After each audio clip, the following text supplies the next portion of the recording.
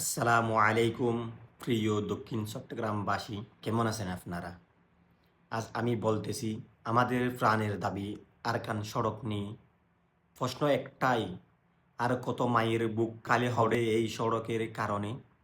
আর কত প্রাণ জ্বরলে, আর কত রক্ত মাটিতে পড়লে বুঝবে আমাদের কষ্ট?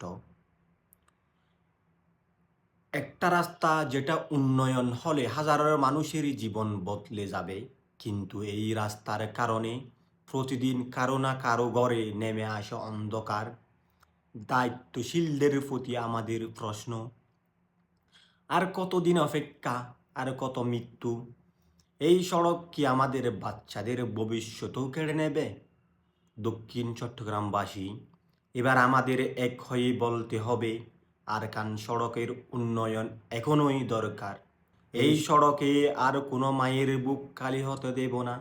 এটা আমাদের অধিকার, আমাদের দাবি, এটা আমাদের বাঁচার পথ। সুশীলরা যাই বলুক না কেন, এমপি মন্ত্রী ম্যাজিস্ট্রেটরা যাই বলুক না কেন, সাধারণ জনগণ আপনারা বন্ধ করবেন না আন্দোলন। যদি আন্দোলন বন্ধ করেন হেরে যাব সবাই, যদি আন্দোলন চালিয়ে যান জিতে যাব সবাই ইনশাআল্লাহ।